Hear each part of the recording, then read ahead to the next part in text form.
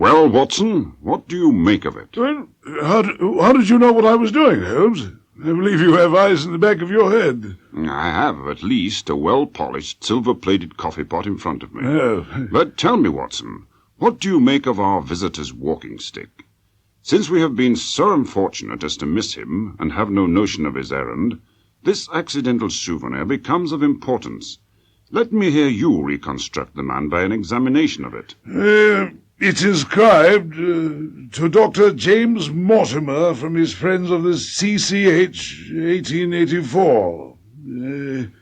I should judge him to be a successful, elderly medical man, well esteemed, since those who knew him gave him this token of appreciation. Good. Excellent. Yes. I think he's now a country practitioner who does a good deal of visiting on foot. Why so? The thick iron ferrule on the stick has worn down, you see, here? So it's evident he does a great amount of walking with it. Perfectly sound. And what of the friends of the CCH? Well, I should guess that to be the, something hunt. I should guess the doctor had rendered some medical assistance to a local hunting club, which in turn presented him with his gift. It may be, Watson, that you are not yourself luminous, but you are a conductor of light. I confess, my dear fellow, that I am very much in your debt. Thank you, Holmes. Let me hear your conclusions. Well, there are certainly one or two indications upon this stick which give us the basis for several deductions. I trust there's nothing of consequence which I have overlooked. When I said that you inspired me, Watson, I meant to be frank, that in noting your fallacies I was occasionally guided towards the truth. The man is certainly a country practitioner, and he walks a good deal. Then I was right. To that extent, yes. I would suggest, however, that the gift came from a hospital, not a hunting club. C.C. Hospital. C.C. Charing Cross Hospital. Precisely, Watson. And our Dr. Mortimer, who left Charing Cross Hospital for the country, possesses a favourite dog, which is larger than a terrier and smaller than a mastiff. How did you know that, Holmes? Elementary, my dear Watson. Obviously, the dog has been in the habit of carrying this stick behind his master. The teeth marks are plainly visible. Oh, yes. The dog's jaw, as shown in the space between these marks, is too broad in my opinion for a terrier, and not broad enough for a mastiff. It may have been... Yes, by Jove, it is a curly-haired spaniel. My dear fellow, how can you possibly be so sure of that? Really, Holmes, I For thought... the very simple reason that I see the dog himself on our doorstep. And there is the ring of its owner. Mrs. Warren ushered in our visitor, a very tall, thin man with a long nose like a beak, which jutted out between two keen grey eyes, set closely together behind a pair of gold-rimmed glasses. As he entered, his eyes fell upon the walking stick in Holmes's hand. I wasn't sure whether I'd left it here or in the shipping office. I wouldn't lose that stick for the world. Indeed. It would be a shame to lose this gift from your friends at the Charing Cross Hospital. Oh, yes, I use it a good deal, too. How did you know my friends at Charing Cross Hospital had given me this stick?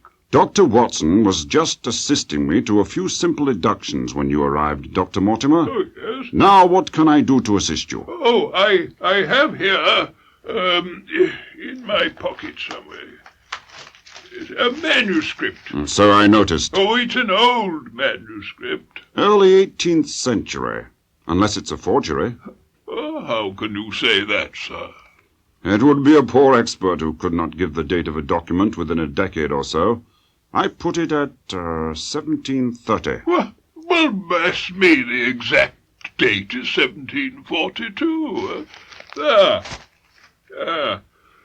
This family paper was committed to my care by Sir Charles Baskervilles, who died suddenly and tragically some 3 months ago.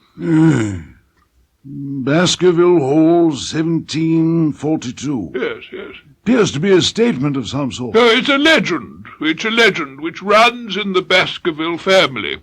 In brief, gentlemen, it tells of one Hugo Baskerville, a wild, profane, and godless man, who on a certain Michaelmas Eve carried off a young girl and brought her to Baskerville Hall and locked her in an upper chamber.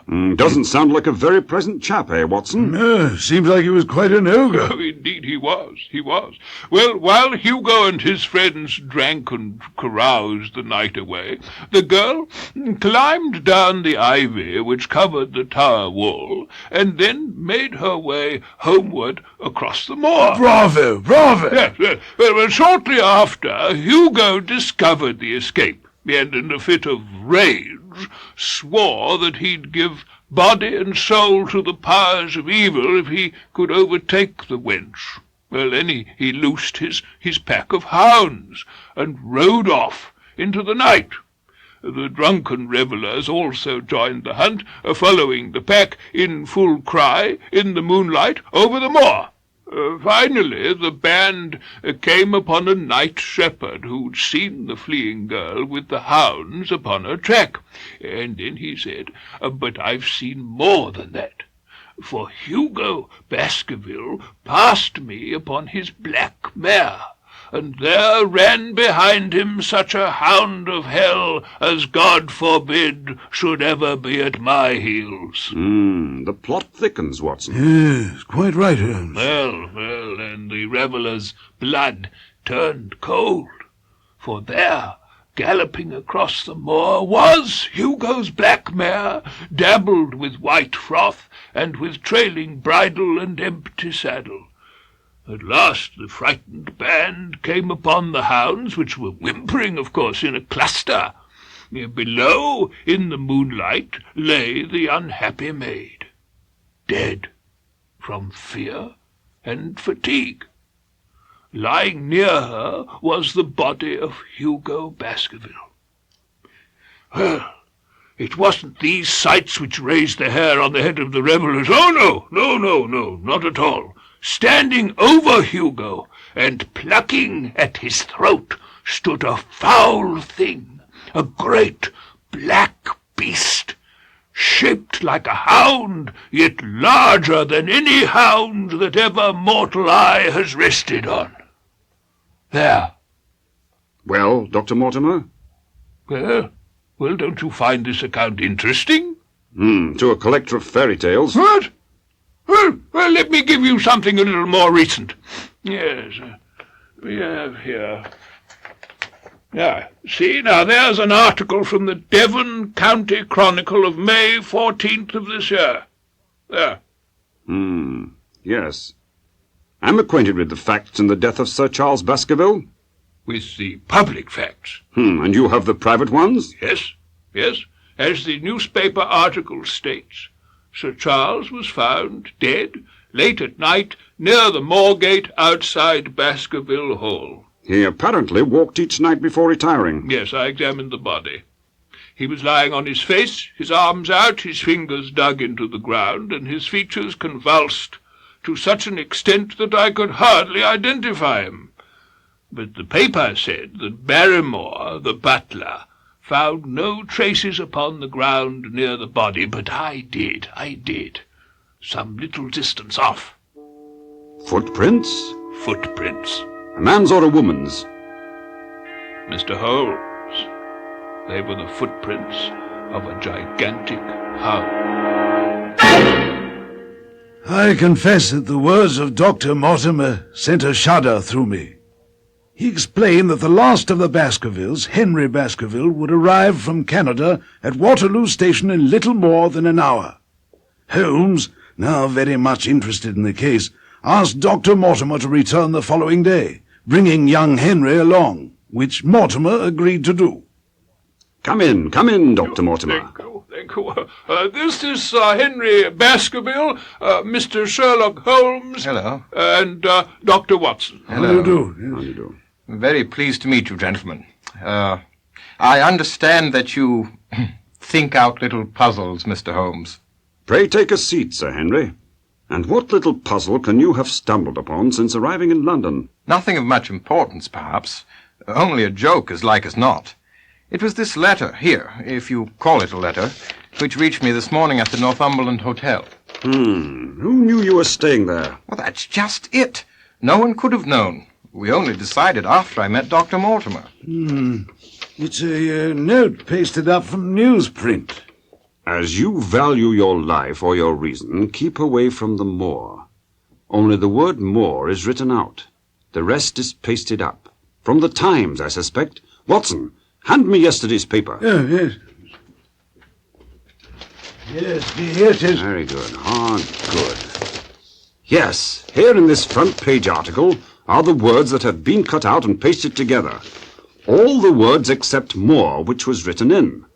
What do you make of it, Dr. Mortimer? You must allow there is nothing supernatural about this. No, but it might very well come from someone who's convinced that the business is supernatural. What business? It seems to me that all of you gentlemen know a great deal more than I do about my own affairs. Be patient, Sir Henry, and you shall know all. Has anything else of interest happened to you since you have been in London? Why, no. Unless losing a boot is something you'd think of interest. You have lost one of your boots? No, it's only mislaid, Sir Henry, I'm certain. What's the use of troubling Mr. Holmes with trifles of this nature? He wanted to know what had occurred. Exactly. However foolish the incident may seem, it could reveal something. So you have lost one of your boots, you say? Well, mislaid it anyhow. I put them outside my door last night to be polished, and only one was there this morning.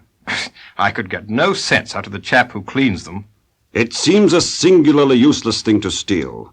No doubt the missing boot will reappear.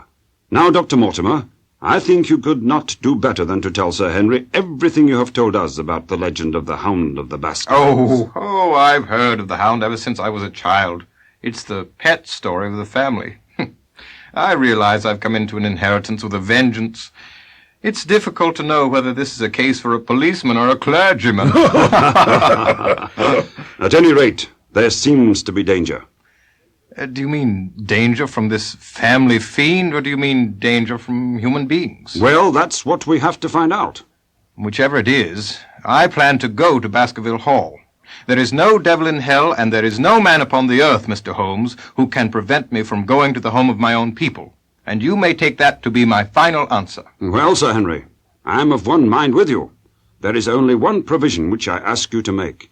You certainly must not go alone. Oh, Dr. Mortimer returns with me. Yes. But he has his practice to attend to, and his house is miles away from Baskerville Hall. No, Sir Henry, you must take with you someone, a trusty man, who will always be by your side.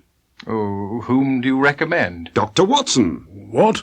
If my friend could undertake it, there is no man who is better worth having at your side when you are in a tight place. Well, this is very kind of you, Dr. Watson. Yes. If you will come down to Baskerville Hall and see me through, I'll never forget.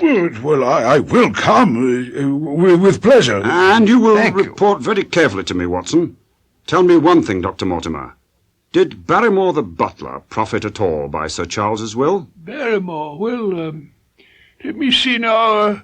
He and his wife received £500 each, yes. But I hope, Mr. Holmes, that you don't look with suspicious eyes upon everyone who received a legacy from Sir Charles, for I also had £1,000 left to me. Indeed. And anyone else? There were several insignificant sums to individuals, and gifts to a large number of charities. The residue all went to Sir Henry. And how much was the residue? £740,000. When Dr. Mortimer and Sir Henry had left, Holmes went to the window and watched their carriage drive away. Just as I suspected, Watson. They're being followed. There was another carriage waiting down the street. Come on, Watson. We hurried out, but as we pursued the two carriages, the passenger who was following Dr. Mortimer and Sir Henry must have recognized Holmes, for he urged his driver to speed away through the crowded street, where we lost him. Holmes, however, saw the number and instructed me to have the cabman come to him at Baker Street. It was after 5 when I found myself in the sitting-room once more. The room was so filled with smoke that I thought a fire had broken out. But there was Holmes in his dressing-gown, coiled up in an armchair with his black clay pipe between his lips. Caught cold, Watson? No, it's poisonous atmosphere. It's a singular thing, but I find that a concentrated atmosphere helps a concentration of thought. I have not pushed it to the length of getting into a box to think, however. I have been to Devonshire, Watson. What? Today? In spirit. My body has remained in this armchair. Have you turned the case over in your mind? Yes, and I find it very bewildering. Dr. Mortimer said Baskerville's footprints changed during the course of his walk, as if he had walked on tiptoe. He only repeated what some fool had said. Why should a man walk on tiptoe? What do you make of it? He was running, Watson, running desperately, running for his life, running until he burst his heart and fell dead upon his face. Running from what? There lies our problem. I have done more than visit Devonshire in spirit, Watson. I wired there today and found that Barrymore is at Baskerville Hall, so he is not the spy who followed Sir Henry. Ah, that must be the cabman now, Holmes. The registry office said they would send him by after 5 o'clock. Perhaps we'll find out who was riding in number 2704, Watson, and what interest he had in Sir Henry Baskerville. A man to see you, sir. Thank you, Mrs. Warren. Come right in, my good man. I got a message from the head office that a gent at this address has been inquiring for number 2704. I've been driving my cab this 7 years and never had a word of complaint. I come here straight from the yard to ask you to your face what you've got against me. I have nothing in the world against you. On the contrary, I have half a sovereign for you if you will give me a clear answer to my questions. Oh, well, I've had a good day and no mistake. What was it you want to ask, sir? First of all, your name and address, in case I want you again. John Clayton, number 3 Turpey Street, the Borough. Now, Clayton, tell me all about the fare who came and watched this house at 10 o'clock this morning, and afterwards followed 2 gentlemen who left and went down Regent Street. Why, there's no good my telling you things. You seems to know as much as I do already. Well, the truth is that the gentleman told me he was a detective. A detective, was he? Well, that's what he told me. He hailed me at 9:30 in Trafalgar Square, and he gave me 2 guineas if I would do exactly what he wanted and ask no questions.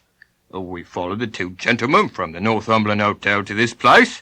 Afterwards we followed them again, until he told me to drive to Waterloo Station as hard as I could go. Well, he got out there and he gave me my money. Did he say anything more? He mentioned his name.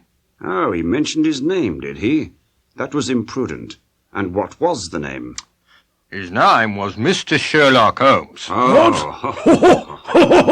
A touch, Watson. An undeniable touch. Yes. I tell you, this time we have got a foeman who is worthy of our steel. I've been checkmated in London, Watson. I can only wish you better luck in Devonshire. Sir. Above all, see that Sir Henry avoids the moor. As the legend says, in those hours of darkness when the powers of evil are exalted.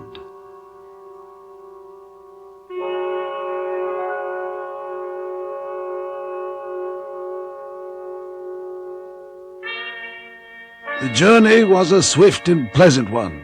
In a very few hours the brown earth had become ruddy, and red cows grazed in well-hedged fields, where the lush grasses and vegetation spoke of a richer, if a damper, climate. Before long we arrived at the hamlet of Grimpen, where we were met by a carriage to take us to Baskerville Hall. At every turn Sir Henry seemed more delighted. To his eyes all seemed beautiful, but to me a tinge of melancholy lay upon the countryside, which bore so clearly the mark of the waning year. Yellow leaves carpeted the lanes and fluttered down upon us as we passed. The rattle of our wheels died away as we drove through drifts of rotting vegetation. Sad gifts, as it seemed to me, for nature to throw before the carriage of the returning heir of the Baskervilles. I've been over a good part of the world since I left the familiar features of Devon scenery, Dr. Watson, but I have never seen a place to compare with it. Well, I never saw a Devonshire man who did not swear by his county. That's true. Hello, what's this over here? Looks Who's like this? a soldier watching the road. His rifle is poised and ready, which isn't very inviting. Driver, what is this? There's a convict escaped from Princeton, sir. He's been out 3 days now, and they're watching every road and station, but they've had no sight of him yet. The farmers about here don't like it, sir, and that's a fact. I suppose they'll get a reward for any information. Yes, sir. But it's a poor thing compared to the chance of having your throat cut. Who is the convict, you know? It's Selden, the Notting Hill murderer. I remembered the case well, for it was one in which Holmes had taken an interest. So somewhere there on that desolate plain was lurking this fiendish man, hiding in a burrow like a wild beast. It needed but this to complete the grim suggestiveness of the barren waste, the chilling wind, and the darkling sky. Suddenly we came to a cup-like depression, patched with stunted oaks and firs, which had been twisted and bent by the fury of years of storm. 2 high, narrow towers rose above the trees. The driver pointed with his whip. Baskerville Hall? The whole front was draped in ivy, with a patch clipped bare here and there, where a window or a coat of arms broke through the dark veil. From this central block rose twin towers, ancient, crenellated, and pierced with many loopholes. Barrymore and his wife met us and conducted us inside. Dr. Mortimer continued in the coach straight to his home without stopping over. That night I drew aside my curtains before I went to bed and looked out from my window. It opened upon a grassy space which lay in front of the hall door. Beyond, 2 copses of trees moaned and swung in a rising wind. A half-moon broke through the rifts of racing clouds. In its cold light I saw beyond the trees a broken fringe of rocks and the long, low curve of the melancholy moor. I slept very fitfully, and in the very dead of the night there came a sound to my ears, clear, resonant, and unmistakable. It was the sob of a woman, the muffled, strangled gasp of one who is torn by an uncontrollable sorrow. I sat up in bed and listened intently. For half an hour I waited with every nerve on the alert. There came no other sound save the chiming clock and the rustle of the ivy on the wall. Well, the old place looks a bit more cheerful with the sunlight flooding in, eh, Dr. Watson? Yes, quite right, Sir Henry. But did you happen to hear someone, a woman, I think, sobbing in the night? Well, that's curious, for I did hear something of the sort. I waited quite a long time, but there was no more of it, so I concluded that it was all a dream. No, I heard it distinctly, and I'm sure that it was really the sob of a woman. Barrymore! Yes, sir. Barrymore, could there have been a woman sobbing in the house last evening? There are only 2 women in the house, Sir Henry. One is the scullery maid who sleeps in the other wing. The other is my wife, and I can answer for it that the sound could not have come from her. Well, it must have been the wind. Thank you, Barrymore. Well, Dr. Watson. Yes? I have an enormous pile of papers to go through. Why don't you look about the place? Yes, well, I believe I'll stroll into Grimpen's, Sir Henry, if you don't mind. I wanted some time to think over the strange events at Baskerville Hall. As I prepared for my walk, I met Mrs. Barrymore on the long corridor with the sun full upon her face. Her eyes were red, and she glanced at me from between swollen lids. So it was she who had been crying so bitterly. But why had Barrymore lied about it? Had he really been in London? What motive could he have for driving Sir Henry away from Baskerville Hall? Dr. Watson! As I walked along the grey, lonely road, thinking on these matters, I heard a voice call my name. Dr. Watson, you will, I'm sure, excuse my presumption, Dr. Watson. Yes, of course. Yes. Here on the moor, we're homely folk, you know, and we don't wait for formal introductions. I'm Stapleton. of Merripit House. Oh, of course, Dr. Mortimer told me of you. You're the, naturalist. Quite right, yes. I trust that Sir Henry is none the worse for his journey. Oh, he's very well, thank you. Yeah, I suppose he has no superstitious fears in this matter. You know the legend of the fiend dog which haunts the family. Yes, I have heard it. Yeah, it's extraordinary how credulous the peasants are about here. Any number of them are ready to swear that they've seen such a creature upon the moor. We're not far from Merripit House, Dr. Watson. Perhaps you'll spare an hour that I may have the pleasure of introducing you to my sister. Why, that's very kind of you, sir. It's a wonderful place, the moor. You never tire of it, you know. You can't think the wonderful secrets that it contains. It's so vast and so barren and so mysterious. You know it well, then. Oh, I've been here only 2 years, but I should think there are few men who know it better than I do. Is it hard to know? Very hard. You see, for example, this great plain to the north over there? You see it? Yes. With the queer hills breaking out of it. So they are. Do you observe anything remarkable about that? Well, it would be a splendid place for a gallop. Yes, you would naturally think so. And the thought has cost several their lives before now. You notice those bright green spots scattered thickly over it. Yes, they seem more fertile than the rest. Yes, that's the great Grimpen mire. A false step yonder means death to man or beast. Huh. Oh, yes. Only yesterday I saw one of the moor ponies wander into it. He never came out. No, I saw his head for quite a long time, craning out of the bog hole, but it sucked him down at last. What a horrible place. Can no one pass through it? There are 1 or 2 paths which a very active man can take. I've found them out. Hello? What's that? A queer place, the moor. No. It sounded like a moan or a howl. Oh, well, the peasants say it's the Hound of the Baskervilles calling for its prey. Yes, I've heard it once or twice before, but never quite so loud. You don't believe in such nonsense as that, surely? What do you think is the cause of so strange a sound? Oh, bogs make queer noises sometimes. It's the mud settling, you know, or the water rising or something. No, that was a living voice. Well, perhaps it was. Did you ever hear a bittern booming? A bittern? No, I never did. It's a very rare bird, practically extinct, in England at least. But all things are possible upon the moor. Yes, I shouldn't be surprised to learn that what we've heard is the cry of the last of the bitterns. It's the weirdest, strangest thing I've heard in my life. Yes, the moor's rather an uncanny place altogether. Yeah, over there now. Look at that hillside, Dr. Watson. Oh, yes? What do you make of those queer stone objects? Well, they look like sheep pens. They're the homes of our worthy ancestors. Prehistoric man lived thickly on the moor. Neolithic man, no date, of course. What did he do? Oh, he grazed his cattle on these slopes. He learned to dig for tin when the bronze sword began to supersede the stone axe. Oh, excuse me an instant, Dr. Watson. I believe that's a cyclopedes! Suddenly, Stapleton went dashing off in hot pursuit of a small moth that fluttered across our path.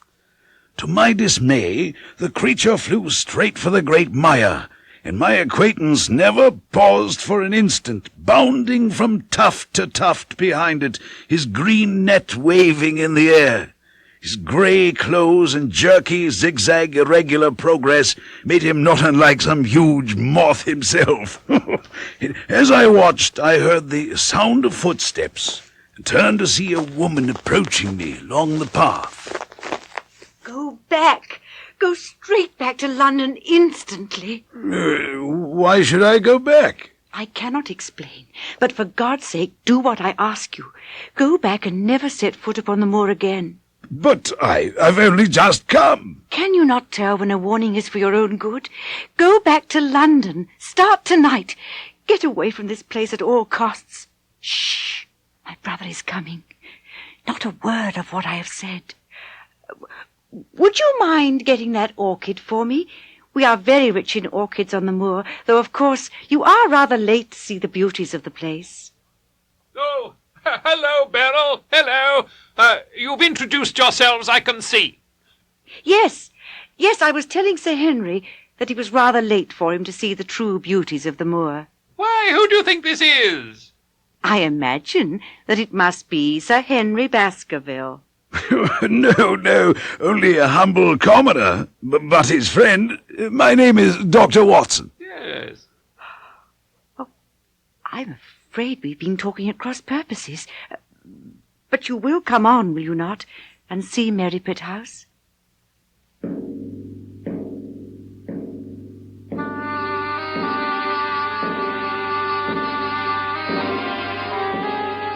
We walked on, making our way to the bleak moorland house, I wondering the whole time why Miss Stapleton had warned me to leave the moor and return to London when she took me to be Sir Henry Baskerville. Surely she could not believe the legend of the Hound of the Baskervilles. But what was the strange sound I had heard upon the lonely moor, if it was not some fearful hellhound lurking there in the great Grimpen mire?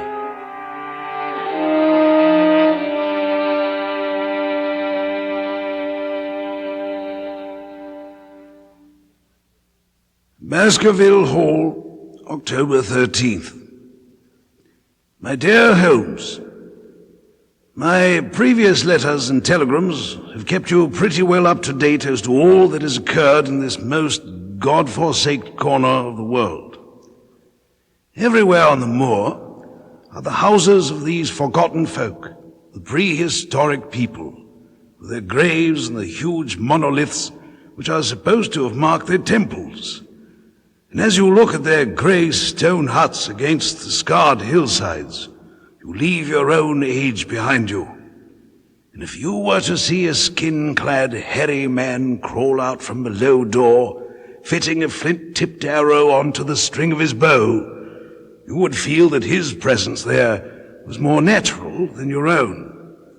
Sir Henry, it seems, begins to display a considerable interest in our fair neighbour, Miss Stapleton, though her brother does not appear delighted at their friendliness. I have tried, as you suggested, to find out as much as possible about Sir Henry's neighbours. I have dined with Dr. Mortimer several times, but he has been excavating a barrow nearby and has found a prehistoric skull which fills him with great joy. One other neighbour I have met since I wrote last. This is Mr. Franklyn of Laughter Hall, who lives some 4 miles to the south of us. He's an elderly man, red-faced, white-haired, and choleric. He's constantly engaged in legal battles, which seem his chief pleasure. But there are rumors that he intends to prosecute Dr. Mortimer for opening the grave of the prehistoric man without the consent of the next of kin. Now I must relate one other strange episode involving Barrymore. Sir Henry and I had both heard him walking about nights, and so one night we shadowed him to a room at the end of the passage. There we found him, crouching at the window, candle in hand, his white, intent face pressed against the pane. Barrymore, what are you doing here? Oh, nothing, sir. It was the window, sir. I go round at night to see that they are fastened. On the 2nd floor? Yes, sir. All the windows. Look here, Barrymore. We have made up our minds to have the truth. Come now, no lies. What were you doing at that window? I was doing no harm, sir. I was holding a candle to the window. I cannot tell you more, sir. He must have been holding it as a signal. Let us see if there's any answer. There it is. Yes. Look. No, sir. It's nothing. Nothing at all. Move your light across the window, Watson. See, the other moves also. Yes. Do you deny it's a signal? Come, man, speak up. It is not my secret, sir. I cannot tell. Your family has lived with mine for over 100 years under this roof, and here I find you deep in some dark plot against me. No, sir. Not against you. Why, Mrs. Barrymore. It is my doing, Sir Henry, all mine. My husband has nothing to do with it. He was doing it for my sake. Doing what? Speak out, then. What does it mean? My brother is starving on the moor. We cannot let him perish at our very gates. The light is a signal to him that food is ready for him, and his light out yonder is to show the spot to which to bring it. Then your brother is... The escaped convict, Selden. Is this true, Barrymore? Yes, Sir Henry. Every word of it. Well, I can't blame you for standing by your own wife. We'll talk further about this matter in the morning. So, there is one of our small mysteries cleared up. By thunder, Watson, I'm going to go out and take that man. How far do you think it is? Not more than a mile or two. It can't be far if Barrymore had to carry food out to him. I'll go with you. Good. Then get your revolver and put on your boots. The sooner we start, the better. The fellow may put out his light and be off.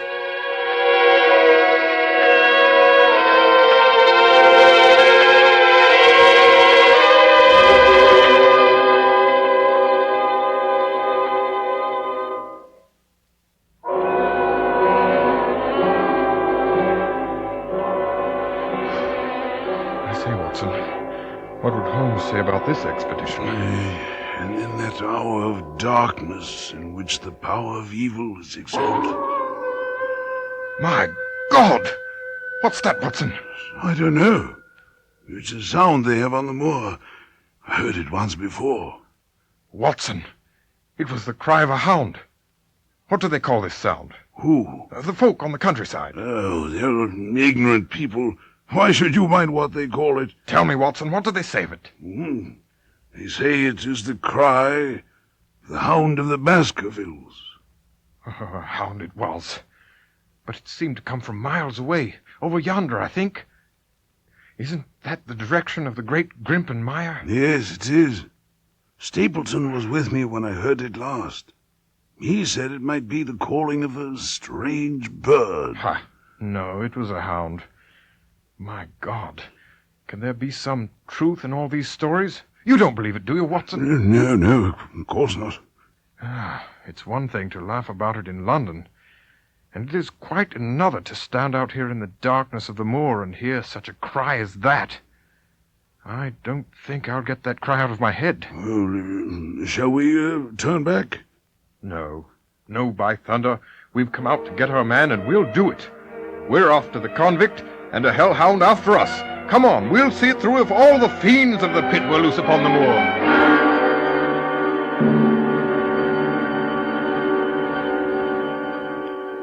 Well, Holmes, we both saw Selden at last. Foul with mire, bristling beard, and hung with matted hair. He might well have belonged to the savage race who dwelt in the burrows on the hillsides. But he spotted us almost as soon as we saw him, and he dashed off at great speed like a mountain goat. But then, as we watched him leap from stone to stone, there occurred a most strange and unexpected thing. The moon was low upon my right, and the jagged pinnacle of a granite tor stood up against the lower curve of its silver disk. There, outlined as black as an ebony statue, on that shining background, I saw the figure of a man. When I attempted to point him out to Sir Henry, the figure had disappeared. Baskerville Hall, October 15th. My dear Holmes, I'm afraid your instructions to me that I am never to allow Sir Henry to go out alone may become impossible if a love affair were to be added to other difficulties. My popularity would soon suffer if I were to carry out your orders to the letter.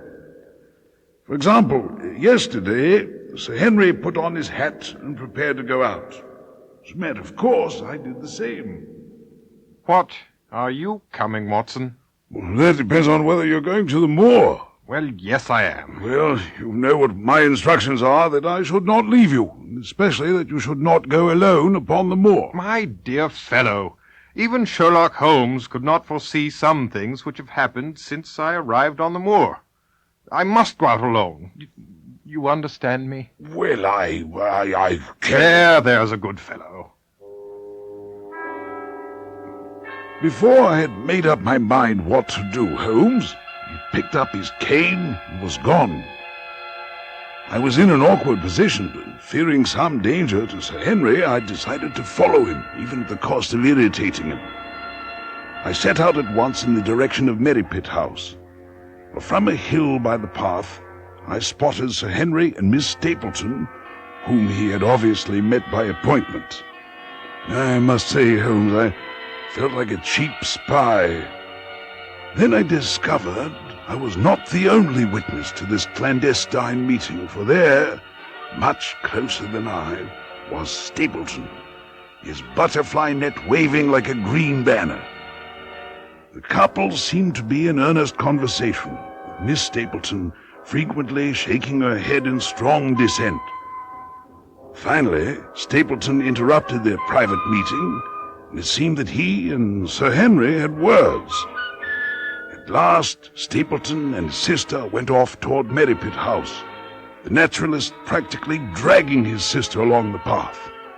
Sir Henry walked slowly and dejectedly back along the path toward me. Hello, Watson. Henry? Where have you dropped from?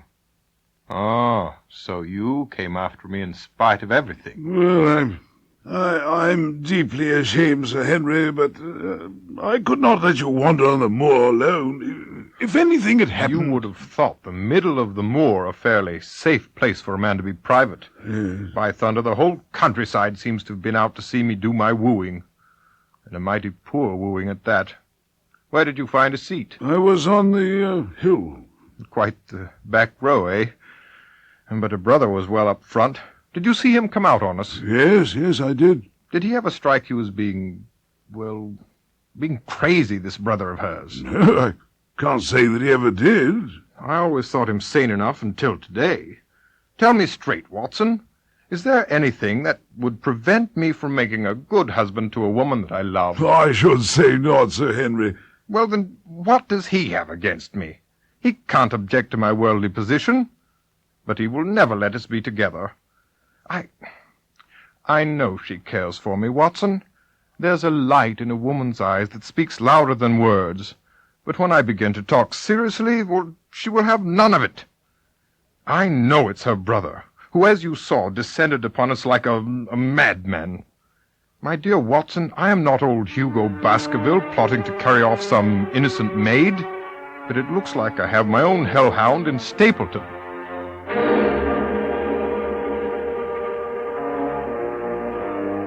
The next day after breakfast, Sir Henry called me into his study, where he'd been conversing with Barrymore. Barrymore thinks it was unfair on our part to hunt down his brother-in-law the other night, after he'd told us his secret. The poor fellow has enough to fight against without my putting more upon his track. Oh, the man's a public danger. You only want to get a glimpse of his face to see he'll stop at nothing. Look at Merripit House, for example, with no one but Stapleton to defend it. Watson's right. There's no safety for anyone until he's under lock and key. Oh, no, he'll break into no house, sir. I give you my solemn word upon that. In a few days he'll be on his way to South America. I beg of you, sir, not to let the police know that he's still on the moor. What do you say, Watson? If he were safely out of the country, it would relieve the taxpayer of a burden. I guess we are aiding and abetting a felony, Watson, but I don't feel as if I can give the man up. All right, Barrymore. We'll let you take care of it in your own way. Oh, thank you, sir. Perhaps I could tell you something in return, Sir Henry. Something I've never spoken of yet. It's about poor Sir Charles's death. Oh? Do you know how he died? No, sir. No more than you. What, then? I know why he was at the Moorgate at that hour. It was to meet a woman.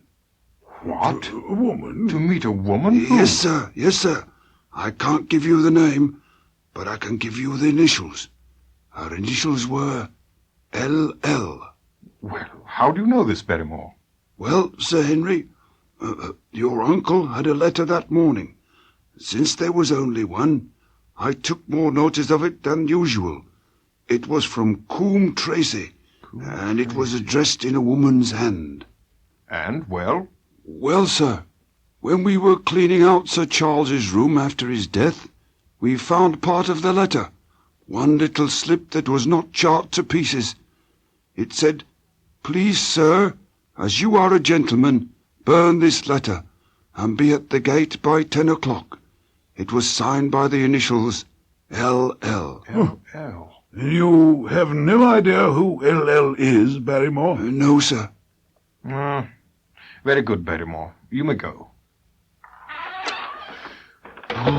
Well, Watson, what do you think of this new light?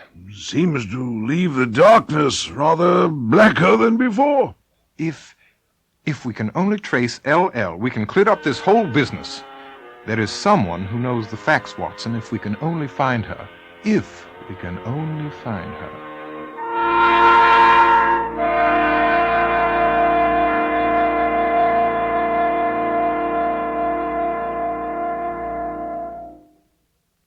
Baskerville Hall, October 17th. My dear Holmes, all day today the rain poured down, turning the whole place into a more melancholy spot than ever. Toward evening I put on my waterproof and walked out upon the moor. After a short stroll I met Dr. Mortimer, returning from a call out near Foulmire. I took the occasion to inquire further into this new mystery. Well, Dr. Watson, what are you doing wandering about the moor at night? Stretching my legs, Dr. Mortimer, stretching my legs. Oh, they should be quite stretched by now. Climb aboard. There, I'll drive you back to Baskerville Hall. All right. Well, I suppose there are a few people living within driving distance of the hall whom you do not know, Doctor. Oh, hardly any, I think. Can you then tell me the name of any woman whose initials are L.L.? Get up there. L.L. Yes. No, I can't think of anyone whose initials would be L.L. Wait a bit, though. There is Laura Lyons, and she lives in Coombe Tracy. Who is she? Oh, she's Franklyn's daughter. What? Old Franklyn, the crank? Yes, his daughter married an artist named Lyons. He proved to be a blackguard and deserted her.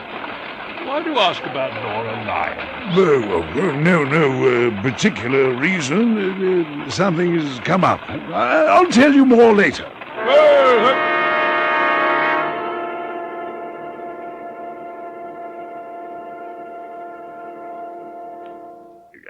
Thank you for the lift, Mortimer. No, not at all, not at all. Bye. Bye.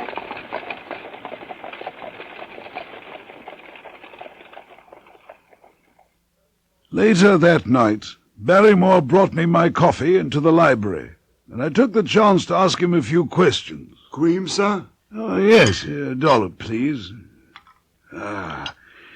Tell me, Barrymore, has your precious relation departed, or is he still lurking out yonder? I don't know, sir. I've not heard of him since I left out food for him last, and that was 2 days ago. Did you see him then? No, sir. But the food was gone when next I went that way. Then he was certainly there. So you would think, sir. Unless it was the other man who took it. What other man? The other man upon the moor, sir. Selden told me of him a week ago or more. He's in hiding too, but he's not a convict as far as I can make out. I don't like it, Dr. Watson. I tell you straight, sir, that I don't like it. Yes, what is it that you don't like? There's foul play somewhere, and there's black villainy brewing, to that I'll swear. Where does this other man live?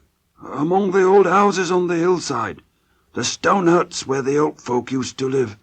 It gives me the shakes to think of him out there, and that hellhound loose upon the moor. The next day, I went to interview Laura Lyons of Coombe Tracy, and afterwards stopped to see her cantankerous father, hoping that the curious old goat might be able to shed some light upon this other man hiding out on the moor. The case of Franklyn versus Regina will make them regret their treatment of me. Oh, I could tell people what they're dying to know, yes? No, but I won't. About, someone poaching hereabout, no doubt, eh? Something a good deal more important than that.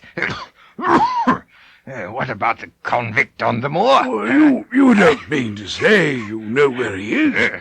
Has it never struck you that the way to catch that man is to find out where he gets his food, huh? But, how do you know he's even on the moor? I know it because... I've seen with mine own eyes the messenger who takes him his food. It's a child. A child? Child, yes. Child? Come, sir, you shall see with your own eyes where the boy goes. Take a look through this telescope. Well, sir, it's a very formidable instrument. By Jove, I think we're in luck. Quick, Dr. Watson, before he passes over the hill. Where? Oh, there. Oh, yes, I see. Yes. It's a small urchin with a little bundle upon his shoulder. Well, am I right? Am I right? Yeah, yes. Not one word shall they have from me. No. They have treated me shamefully. Let them hunt, the fools.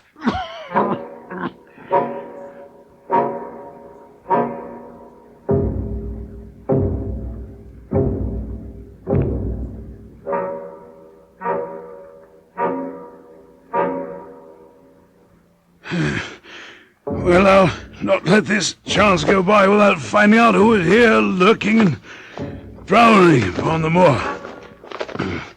And I'll have the truth, by thunder, when he looks into the barrel of this revolver.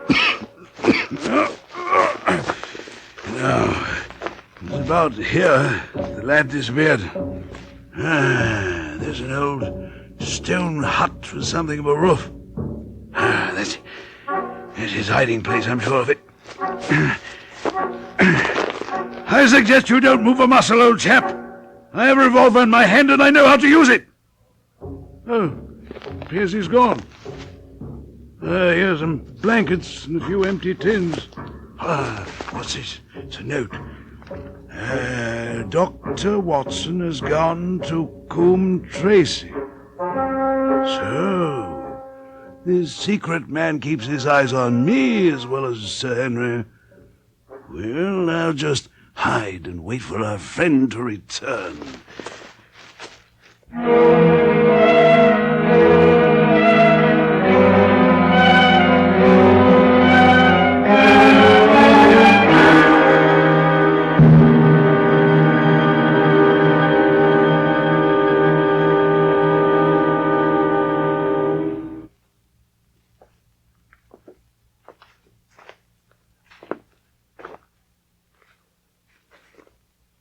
It's a lovely evening, my dear Watson. I really think that you'll be more comfortable outside than in. Holmes? Holmes! Come out and please be careful with that revolver. Why, I was never so glad to see anyone in my life, or more astonished. The surprise was not all on your side. I assure you, I had no idea that you had found my retreat, Watson, until I saw a stub of your cigarette marked Bradley, Oxford Street. Well, how in the name of wonder did you come here? What have you been doing? I thought that you were in Baker Street working on that case of blackmailing. That was what I wished you to think. I knew the danger which you ran, Watson, and I was confident that a different perspective would help us solve this mystery. So I've been here for more than a week, with a boy bringing me provisions and your reports. Oh, really? But where have you been, Watson? Well, to see Mrs. Laura Lyons. And on the way back, I stopped to see her father, old Franklyn. And it was he who put you on to me, eh, Watson? Yes. How did you know? I have seen the light flashing upon the lens, and thought he would probably spot my young boy. But tell me, Watson, what did Mrs. Lyons say about the charred note? She denied that she had written to Sir Charles. When I quoted part of the letter, she admitted that it was she who had sent it. But she affirms that she did not keep the appointment. Did she reveal the purpose of the proposed meeting? Yes, she did. It seems that there was a prospect of her regaining her freedom from her blackguard husband if she could meet certain expenses. Then why did she not go? Because she received help in the interval from another source. This is most important, Watson. Yes, sir. It fills up a gap which I had been unable to bridge in this most complex affair. You are aware, perhaps, that a close intimacy exists between this lady and the man Stapleton. No, I did not know such an intimacy. This puts a very powerful weapon into our hands. Now, if I could only use it to detach his wife. His wife? Yes, the lady who has passed here as Miss Stapleton is in reality his wife. Good heavens, Holmes! Are you sure of what you say? Perfectly. It is he, then, who is our enemy. It is he who dogged us in London. So I read the riddle. And the warning. It must have come from her. Exactly. If this woman is in truth his wife, where does Mrs. Laura Lyons come in? If she were divorced and regarded Stapleton as an unmarried man, she counted no doubt upon becoming his wife. When she learns the truth, my dear Watson, we may find the lady of service. Now, don't you think, Watson, that you are away from your charge rather long? Your place should be at Baskerville Hall. Oh my God! What is it? Quiet! Where is it, Watson? There, I think. Off there. The Hound! Come, Watson, come! Great heavens! If we are too late!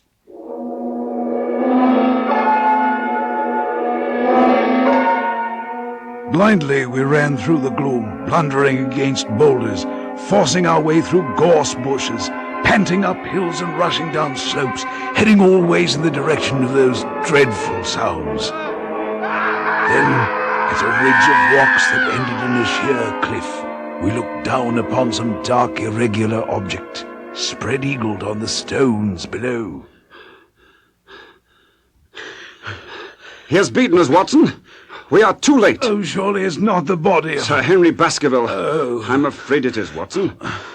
I'll never forget that peculiar ruddy tweed suit. Holmes, I shall never forgive myself for having left him to his fate. And where's the brute of a hound that drove him to his death?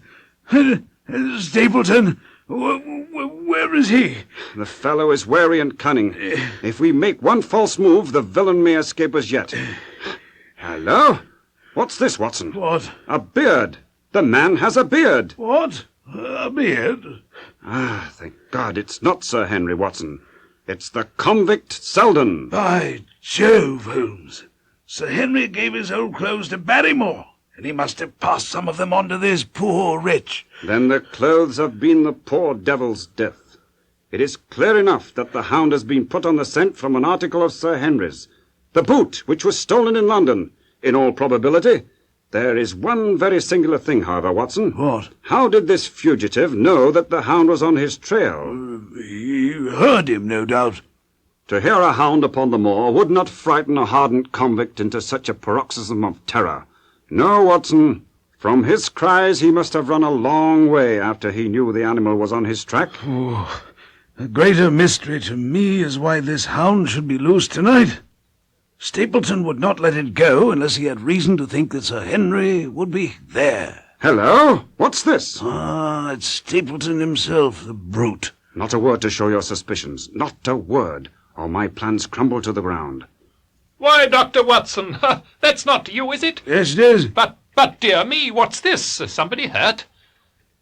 No, not. Don't tell me it's our friend, Sir Henry. Who is this? Selden, the man who escaped from prison. Oh, dear me, what a very shocking affair. How did he die? He appears to have broken his neck by falling over these rocks. Oh, My dear. friend and I were strolling on the moor when we heard a cry. Yes, I heard a cry too. That was what brought me out. I was uneasy about Sir Henry. Sir Henry? Yes, I suggested he should come over, and when he didn't come, I naturally became alarmed for his safety. By the way, did you hear anything else besides a cry? There, did you? Oh, no. What do you mean, then? Oh, you know the stories these peasants tell about a phantom hound. It's said to be heard at night upon the moor. We heard nothing of the kind. Then what's your theory of this poor fellow's death, Mr. Sherlock Holmes? You are quick at identification. Yes, well, we've been expecting you in these parts since Dr. Watson came down. I hope you can cast some light upon these occurrences which have puzzled us.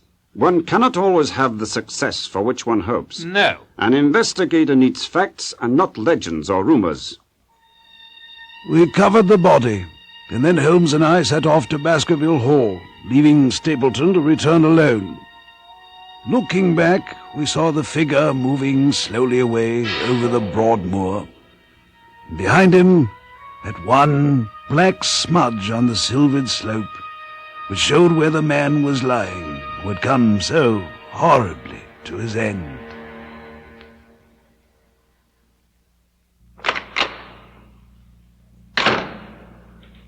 Mr. Holmes, what a pleasant surprise. Good evening, Sir Henry. You're looking well, if a bit restless from your restricted life here. I've been moping in the house all day since Dr. Watson went off in the morning. If I hadn't sworn not to go about alone, I might have had a more lively evening, for I had a message from Stapleton asking me over there. I have no doubt that you would have had a more lively evening. Correct, Watson? Quite right, Holmes. I don't suppose you appreciate that we've been mourning over you as having broken your neck this very night? How was that? It seemed the escaped convict was wearing your tweed suit when we found him dead at the bottom of a cliff. Another death? Have you made anything out of this tangle, Mr. Holmes? I don't know that Watson and I are much the wiser since we came down. It's been an exceedingly difficult and most complicated business, but I think I shall be in a position to make the situation rather more clear to you before very long. Watson and I heard the Hound on the moor, so I can swear that it's not all empty superstition. Not unless a superstition can howl. And I think we can chain and muzzle this Hound of the Baskervilles, if you will give me your help, Sir Henry. Whatever you tell me to do, I will do. Very good. I may ask you to do it blindly without always asking the reason. I have no doubt, What is it, Holmes? Oh, excuse the admiration of a connoisseur, but these are a really very fine series of portraits. Well, I'm glad to hear you say so. I didn't know you found time for such things. I know what is good when I see it, and I see it now. They're all family portraits, I presume. Every one. The portrait you're staring at, Mr. Holmes, is the wicked Hugo, who started the Hound of the Baskervilles. We are not likely to forget him. Well, I think I'll retire. Barrymore will show you your room, Mr. Holmes. Good night, Sir Henry. Good night, Sir Henry. You seem to be a good deal fascinated by the portrait of Hugo Baskerville, Holmes. Is it like anyone you know? There is something of Sir Henry about the jaw. Perhaps. But look at the face when I cover the hat and his long ringlets. There. Good heavens! It's Stapleton. Exactly, Watson. The fellow is a Baskerville. This picture has supplied us with one of our most obvious missing links. We have him, Watson, we have him.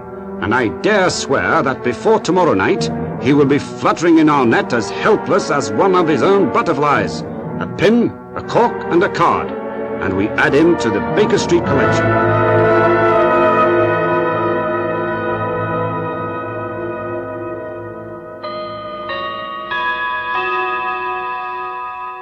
Good morning, Holmes. Why, you look like a general who is planning a battle with his chief of staff. That is the exact situation. Watson was asking for orders. And so do I. Very good. You are engaged, as I understand, to dine with our friends the Stapletons tonight. I hope that you will come also. They're very hospitable people, and I'm sure that they will be glad to see you. I fear that Watson and I must go to London. To London? Yes. I think that we should be more useful there at the present juncture. Oh, well, I hoped that you were going to see me through this business. The hall and the moor are not very pleasant places when one is alone. My dear fellow, you must trust me implicitly and do exactly what I tell you. Will you tell the Stapletons that urgent business required us to be in town, but that we hope very soon to return to Devonshire? If you insist upon it. And when do you intend to go? Immediately after breakfast. We will drive into Coombe Tracy and there catch the train to London. I have a good mind to go to London with you. Why should I stay here alone? Because it is your post of duty. One more direction. I wish you to drive to Merripit House. Send back your carriage, however, and let them know that you intend to walk home. To walk across the moor? Yes.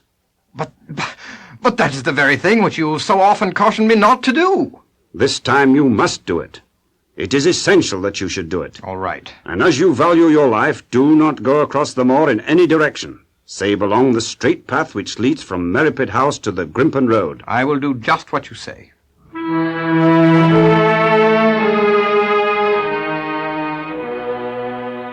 Sir Henry was obviously uneasy about our leaving, and I was equally astounded by this program. I could not understand how we could both be absent at a moment which Holmes declared to be critical. After breakfast we drove to Coombe Tracy, but we did not board the train for London. Instead, Holmes sent the boy who had brought him his provisions when he was hiding on the moor, instructing him to send a wire to Sir Henry from Baker Street in London, which would convince him and the Stapletons that we were actually in London. Next, we called on Mrs. Laura Lyons, who, when she discovered the Stapleton's so-called sister was really his wife, freely admitted that it was Stapleton who had dictated the letter to Sir Charles Baskerville. She said that Stapleton had offered her marriage, that he had been behind the whole affair of arranging them breaking the appointment late at night with Sir Charles. Finally, we returned to the station to meet Lestrade, whom Holmes had wired to come on the 5:40 train. Together we rode in a wagonette to Baskerville Hall, then started the walk to Merripit House across the moor. Are you armed, Lestrade? As long as I have my trousers, I have my hip pocket. And as long as I have my hip pocket, I have something in it. Good. Watson and I are also ready for emergencies. What's the game now? A waiting game. It is not a very cheerful place, is it? Off there's the great Grimpen Mire. The whole place gives me the shakes, and I've been here some time. I see the lights of a house ahead of us. That is Merripit House, and the end of our journey. We must all walk quietly and talk in a whisper, if we are to succeed in this little ambush. We are to wait here. Yes, this will do. A dense white fog was drifting slowly in our direction over the great Grimpen Mire. The moon shone upon it. It looked like a great shimmering ice field, with the heads of the distant tors as rocks borne upon its surface. It's moving towards us, Watson. Is that serious? It's the one thing upon Earth which could have disarranged my plans. If Sir Henry doesn't leave within the quarter hour, the path will be covered. In half an hour we won't be able to see our hands in front of us. That must be him leaving now. Get ready, Lestrade. There he is, Holmes. He doesn't look much at ease. Listen, Watson. Look out! It's coming! Off through the crawling bank of fog we heard it. Then suddenly, springing from the shadows, the dreadful shape appeared. A hound it was, an enormous coal-black hound, but not such a hound as mortal eyes have ever seen. Fire burst from its open mouth. Its eyes glowed with a smouldering glare, and it was outlined in flickering flame. Quick, Watson! Fire! One of the first shots struck the creature, which gave a hideous howl but bounded onward. The beast sprang upon Sir Henry, hurling him to the ground. But in the same instant, Holmes fired into the creature's flank. With the last howl of agony and a vicious snap in the air, it rolled upon its back, 4 feet pawing furiously, then fell limp upon its side. The giant hound was dead. Oh, my God! What was it? What in heaven's name was it? It's dead, whatever it is. We've laid to rest the family ghost once and forever. Look at this creature. I've never seen a hound so large. It seems to be a cross between a bloodhound and a mastiff. But the fire! Even now its huge jaws seem to be dripping with a bluish flame. Oh! Look at this. Phosphorus. So it is. A cunning preparation of it. There is no smell which might have interfered with his power of scent. We owe you a deep apology, Sir Henry, for having exposed you to this fright. Oh. I was prepared for a hound, but not for such a creature as this. You have saved my life, and what's more, my sanity. But who has painted this hellhound and put him on my scent? Stapleton! Stapleton? But why? I shall explain everything, Sir Henry. But first we must go back to the house. We have our case, and now we only want our man. The shots must have told him the game was up.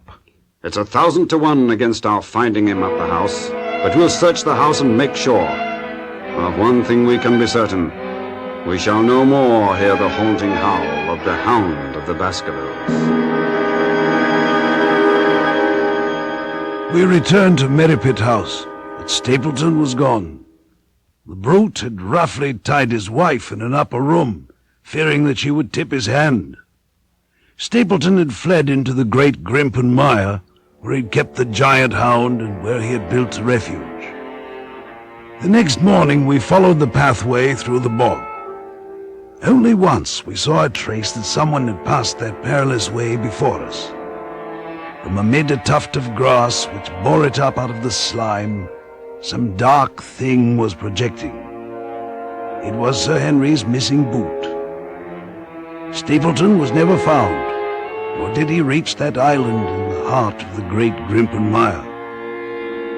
Somewhere in the foul slime of the huge morass which had sucked him in, this cold and cruel-hearted man is forever buried.